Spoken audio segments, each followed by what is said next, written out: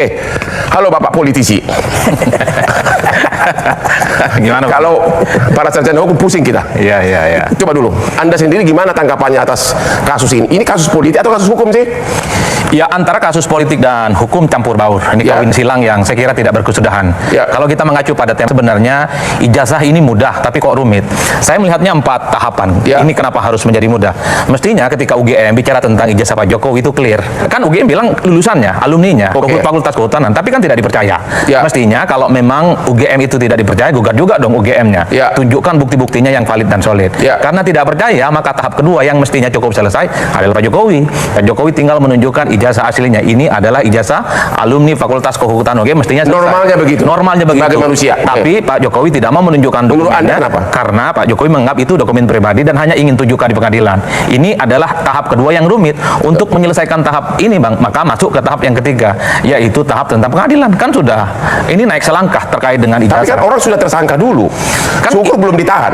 Kan ini sudah menjadi barang. Itu yang saya sebut sebagai langkah lebih maju karena sudah menetapkan ada sejumlah tersangka terkait dengan ijazah ini. Ya. Maka satu-satunya pembuktian untuk mengklirkan persoalan ini adalah soal hukum. Ya. Tinggal nanti dibuktikan apakah pengacara Bang Roy Suryo, pengacaranya Pak Jokowi akan tempur nih, adu data, adu fakta, ada argumen dan terusnya. Siapapun yang kalah dan menang pasti ada kontroversi dan kegaduhan. Kalau ini terus terjadi, maka ada langkah yang keempat, Bang. Amnesti atau abolisi di presiden selesai seperti yang sudah-sudah. Karena untuk menyelesaikan persoalan ini, menghentikan Jadi kegaduhan, artinya menghentikan keributan, kalaupun akhirnya nanti terbukti ada palsu, masih ada pintu penyelamatan yaitu amnesti abolisi, begitu? kan kita mendengarkan amnesti dan abolisi beberapa waktu yang lalu alasannya rekonsiliasi, Ya. alasannya politis, alasannya untuk menghentikan suasana kegaduhan dan kontroversi yang ada. Ya. Itu paling ujung. Yang Ya. hari ini paling ditunggu oleh publik itu adalah soal siapa yang sebenarnya paling kuat nih, kubunya Roy Suryo atau Pak Jokowi terkait dengan adu ijazah yang saat ini sedang ada di pihak kepolisian. Tapi di luar itu sebenarnya ini kan momentum katanya di tahun 2026 Ya. undang-undang pemilu akan dibahas oleh DPR sama Ya. pemerintah. Kalau boleh kita usul Bang Hotman, ini kan Bang Hotman banyak sekali yang nonton. Yang ingin saya katakan, boleh dong nanti calon presiden, calon gubernur, bupati, dan wali kota, termasuk juga calon anggota dewan, ketika dia mendaftarkan ke KPU, wajib hukumnya membawa dan menunjukkan ijazah aslinya. Karena per hari ini, yang diterima oleh KPU hanya fotokopi ijazah. Ya. Cukup legalisir, Oke. atau surat keterangan lulus. Ini momentum untuk memperbaiki sebenarnya, Pak. Drama ijazah Jokowi ini, menurut Anda masih diminati oleh publik, masih dianggap bagian dari entertainment, hiburan, atau apa ini? Atau penasaran pengen tahu akhirnya? Kalau saya melihat ada curiosity namanya, Curiosity. ada rasa keinginin tahuan dari publik. Ya. Sebenarnya siapa yang paling benar, Ya. kubunya Pak Jokowi atau kubunya Pak Roy Suryo? Ya. Dan kalau kita membaca kecenderungan publik, Bang Hotman, ini jangan sampai ada perdamaian, jangan sampai ada islah, jangan sampai remis. Ini harus ada yang kalah dan menang, hitam di atas putih. Karena kasusnya sudah berlangsung lama, hampir setahun dan hampir menenggelamkan Menurut isu-isu yang Anda, lainnya. seimbang nggak sih yang berlawanan ini? Roy Suryo tidak didukung oleh partai politik manapun. Sedangkan Anda tahu background dari Jokowi sampai hari ini masih super kuat. Anda sebagai politisi, kira-kira pertandingan ini bakal dimenangkan oleh siapa? Dari segi politik. Per hari ini masih 50-50. Hah? Tapi 50-50. 50-50 itu artinya 60-40. Itu Ya. 50-50 versi Madura, Bang. Oke, Jadi- Pak, Bung Denny, halo, masih ada? Ya, Bang Hotman. Menurut analisa saudara, tadi dia bilang skor masih 50-50 kekuatan. Sementara Roy Suryo tidak punya background partai politik, sedangkan Pak Jokowi semua lini masih dia punya koneksi. Menurut Anda bagaimana? Apakah bakal 50-50 bakal kalah timnya Roy Suryo? Kita tidak ada keraguan untuk terus berjuang. Justru itu sebabnya kita menganggap ini adalah bagian dari kriminalisasi. Salah satunya ketika kita berhadapan dengan kekuasaan. Jadi memang kalau pendekatannya hanya pendekatan pidana, pembuktian, persidangan, maka kita mungkin akan terjebak pada apakah betul akan hadir keadilan begitu. Jadi kalau kita hanya melihat bahwa bisa diselesaikan melalui proses pidana saja, pembuktian saja, maka kita terjebak pada persoalan sejauh Jadi, mana penegakan hukum apa yang kita membuat memang saudara, selama ini menghadirkan keadilan. apa yang membuat tim saudara masih yakin bahwa tuduhan pemalsuan itu bakal terbukti? Sebagai upaya kita harus yakin bahwa ini adalah proses penegakan hukum yang harusnya kita hormati. Idealitanya kan begitu. Maju terus begitu ya, maju terus ya. tentu kita harus maju terus karena yang kita hadapi adalah kepalsuan. Bagaimana Anda bisa mengatakan ini tidak membelah masyarakat? Misalnya Presiden Jokowi itu satu-satunya presiden yang ketika mencalonkan diri punya relawan, itu wajar kompetisi. Ketika masih menjadi presiden masih punya relawan, artinya membelah rakyatnya antara relawan dan tidak. Setelah menjadi presiden masih punya Jokowi mania juga. Oke, Jadi memang presiden yang awal rakyatnya terbelah. Pak Adi Asrul mengatakan tim kuasa hukum kalian itu salah strategi. Boleh nggak intinya? Kenapa Anda sebutkan bahwa tim kuasanya Pak Suryo itu salah? Di mana salahnya? Ini artis hukum ya? Ya. Kalau saya lihat sebetulnya yang terbaik mereka lakukan ini, awalnya mereka meminta informasi dulu ya, melalui pusat informasi ya. Itu tidak dilakukan apa? Ini harusnya masuk dulu ke KIP nih, KIP. Komisi Informasi Pusat Ya. ya kan, atau komisi per daerah. Kalau mereka tidak puas dengan jawaban dan putusan KIP, mereka petitunkan. Tapi tunggu 2 tahun lagi dong. Ya kan mau perpanjang nih, rumit Ya. atau perpanjang ya kan kayak gitu kan ini. Oh, begitu. Tetapi yang buat saya kita harus percaya pada alur hukum ya, kalau menurut saya, karena mereka sudah menggugat, kemudian melaporkan. Jadi ikuti aja alur hukum ini, ya kan. Kalau sampai polisi sidang. Ya. Kalau Kembali lagi bersama kita, hari ini kita bakal membedah sebuah isu yang benar-benar bikin geger panggung politik dan hukum tanah air. Kotak Pandora akhirnya pecah, teman-teman. Kasus dugaan korupsi di dalam Badan Gizi Nasional atau BGN terkait program unggulan makanan bergizi gratis atau MBG memasuki babak baru yang sangat dramatis. Mantan Kepala BGN Dadan Hindayana beserta wakilnya resmi ditangkap, teman-teman. Tapi plot twistnya di sini. Salah satu tersangka yaitu mantan wakil Kepala BGN ini atau Sony Sanjaya ogah pasang badan sendirian. Beliau resmi mengajukan diri sebagai justice kolaborator ya ke Kejaksaan Agung dan siap bernyanyi merdu untuk membongkar puluhan nama elit besar di Republik ini. Bahkan nama mantan Presiden Jokowi ikut terseret dalam pusaran isu suap triliunan ini. Di video kali ini kita nggak cuma bakal bahas gosip permukaannya saja, kita akan bedah secara runut dan tajam. Mulai dari pokok permasalahannya, gurita intervensi para elit, inti skandalnya, kesimpulan, hingga tanggapan serta opini mendalam dari perspektif saya sendiri yang semoga bisa membuka mata kita semua. Jadi, siapkan cemilan kalian, tonton video ini sampai habis tanpa di skip, dan mari kita bedah. Mari kita petakan dulu pokok permasalahan utamanya. Masalah mendasar di sini adalah bagaimana sebuah program nasional yang menyentuh hajat hidup rakyat kecil, yaitu memberi makan bergizi untuk anak sekolah demi memotong rantai stunting, ternyata diduga kuat sudah dijadikan lapak bancakan sejak awal pembentukannya. Penangkapan ex kepala BGN atau Dadan Hindayana ini beserta jajarannya menjadi bukti valid kalau tata kelola di dalam lembaga ini dari awal sudah compang-camping. Jadi pokok permasalahan kian melebar ketika salah satu tersangka yaitu Sony Sanjaya melalui kuasa hukumnya melempar bom waktu ke publik. Beliau menyatakan dengan tegas, saya tidak mau disudutkan oleh seolah-olah peranan ini ada di saya sendirian atau sayalah yang mengendalikan dan menjual titik-titik dapur ini. Ya kalau kita pikir-pikir pakai logika sehat ya masuk akal juga sih. Mana ada cara korupsi proyek skandal nasional yang anggarannya triliunan rupiah tapi yang kenyang cuma pejabat level operasional di kantor BGN doang. Nggak mungkin dong. Pejabat kita itu akan terkenal dengan asas gotong royongnya yang sangat tinggi. Tapi ya itu kalau disuruh gotong royong memajukan kesejahteraan rakyat, gerakannya lambat, saling lempar urusan dan membedak atau mendadak amnesia. Tapi kalau disuruh gotong royong membagi-bagi kapling proyek negara, wah mereka bisa kompak banget tanpa perlu dikomando. Solidaritasnya patut diacungi jempol kalau ada yang ketinggalan kereta. Nah, pokok permasalahan ini menjadi semakin liar karena muncul nyanyian dari dalam tahanan mengenai adanya dugaan aliran dana gelap bermodus jatah permen atau jatah preman, atau suap bernilai fantastis, bahkan sampai mencatut nama mantan presiden. Hal inilah yang membuat Menteri Keuangan kita Purbaya Yudi Saweda dikabarkan memegang bukti kuat berupa catatan digital untuk membongkar siapa saja yang bermain di air keruh ini.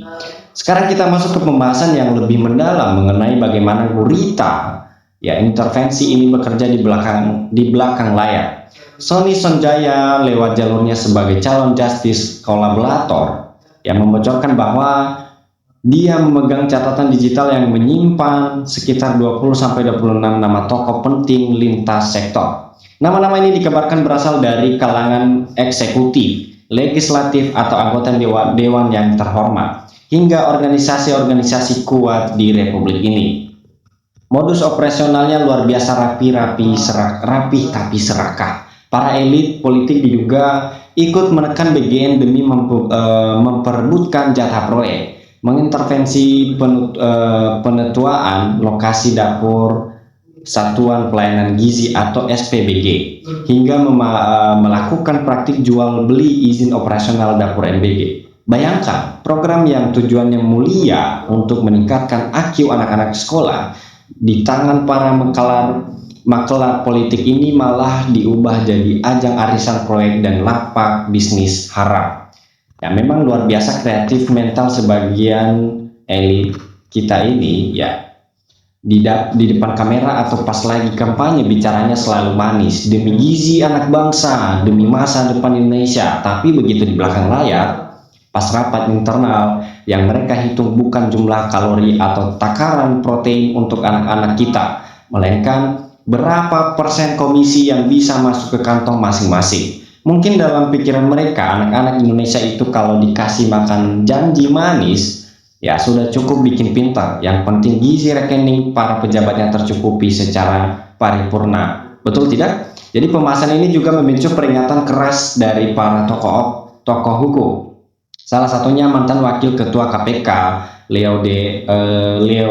Laude M. Syarif. Beliau mengingatkan Kejaksaan Agung agar berhati-hati terhadap bahaya ya lokalisasi kasus. Jangan sampai kasus ini sengaja dilokalisir atau dihentikan hanya di level pimpinan BGN yang ditangkap sekarang demi melindungi aktor intelektual besar yang duduk nyaman di puncak kekuasaan.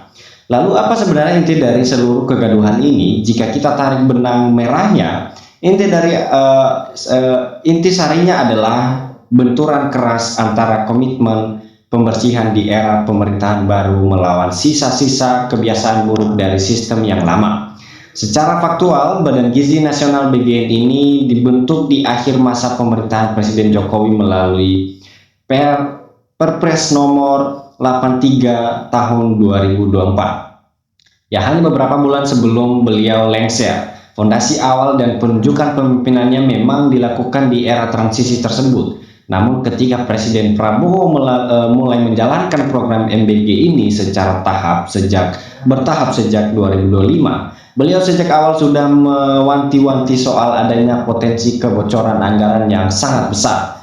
Jadi inti dari proses hukum yang berjalan saat ini, mulai dari pencopotan Dadan Hindayana hingga penahanan massal para petinggi BGN, adalah sinyal, yaitu bentuk sinyal kuat bahwa pemerintahan tidak akan membiarkan ruang kompromi siapapun yang mencoba merampok hak gizi anak-anak, meskipun mereka adalah orang-orang yang dibawa dari lingkaran kekuasaan terdahulu atau memiliki kedekatan politik, akan disikat habis tanpa ampun. Ini bukan sekedar tebang pilih teman-teman, melainkan upaya sterilisasi program nasional.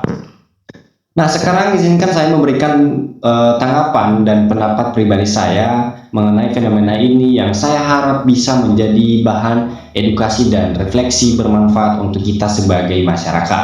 Nah, tanggapan mendalam saya, pembongkaran skandal di BGN ini sebenarnya adalah momentum emas sekaligus ujian terberat bagi penegakan hukum di Indonesia. Keputusan salah satu tersangka untuk menjadi justice kolaborator ini harus kita kawal total bersama publik. Mengapa? Karena penyakit akut penegakan hukum kita selama ini adalah fenomena kambing hitam. Jadi kambing hitam seringkali kalau ada korupsi besar yang dikorbankan dan dipenjarakan hanya pejabat level bawah atau operasional yang cuma menjalankan perintah. Sementara para hiu dan otak dalangnya tetap berenang bebas menikmati uang haram hasil jarahnya di luar negeri.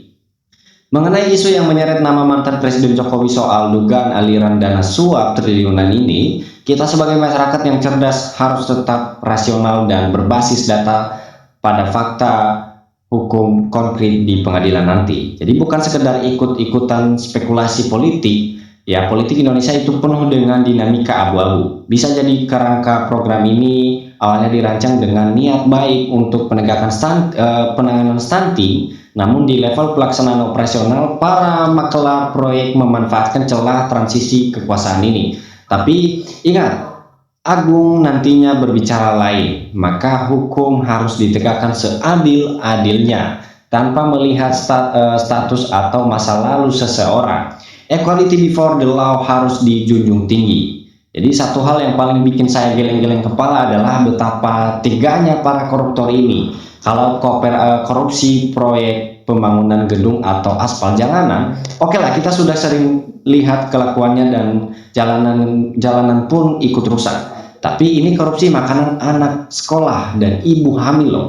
Jadi kok sempat-sempatnya hati nurani mereka ikut-ikutan di make up sampai habis tak tersisa. Ya mungkin para pejabat problematik ini punya cita-cita mulia yang terbalik. Jadi mereka ingin mencatatkan nama di sejarah sebagai generasi pertama yang berhasil kaya raya dari hasil menyunat tahu, tempe telur, dan susu milik anak-anak kecil. Sungguh prestasi yang sangat membagongkan dan bikin elus dada. Nah, jadi pendapat saya, Kejaksaan Agung saat ini sedang diuji nyalinya di hadapan rakyat. Apakah mereka berani mengusut tuntas 26 nama elit lintas sektor yang ada di catatan digital tersangka, atau kasus ini sengaja diredam di ruang gelap kesepakatan politik? Kita sebagai rakyat yang punya gadget dan internet tidak boleh diam. Jadi kita harus terus menyuarakan dan memantau kasus ini, karena transparansi total adalah satu-satunya cara agar dana MBG benar-benar menjadi gizi bagi masa depan anak bangsa, bukan gizi bagi para koruptor. Jadi kesimpulan dari pembahasan panjang kita hari ini, skandal korupsi di Badan Gizi Nasional yang melibatkan penangkapan Dadan Hidayah serta ancaman pembongkaran puluhan nama pejabat oleh tersangka Sony Sonjaya adalah ujian krusial bagi masa depan penegakan hukum kita. Jadi program makan bergizi gratis ini secara konsep adalah program yang sangat visioner dan mampu menggerakkan ekonomi masyarakat bawah jika dikelola dengan bersih. Namun musuh terbesarnya bukanlah anggaran, melainkan moralitas para pelaksananya di lapangan. Langkah tegas Kejaksaan Agung dan Menkeu Purbayayudi Sadewa dalam mengusut kasus ini memberikan secercah harapan bahwa kali ini pemerintah serius melakukan pembersihan total demi memastikan hak gizi anak-anak bangsa tidak jatuh ke tangan para mafia proyek. Nah, begitu menurut pendapat saya, teman-teman. Gimana untuk pendapat saya melihat keberanian mantan wakil Kepala BGN yang siap buka-buka nama 26 pejabat penting ini? Apakah kalian optimis Kejaksaan Agung bakal berani menyeret semua nama besar itu tanpa pandang bulu? Coba tuliskan opini cerdas dan diskusi kalian di kolom komentar di bawah ya. Jangan lupa untuk klik like dan tombol subscribe-nya juga. Bagikan video ini ke teman-teman atau grup kalian agar masyarakat semakin melek informasi hukum, dan pastikan kalian selalu sehat, dan silakan berkomentar dengan secara sportif.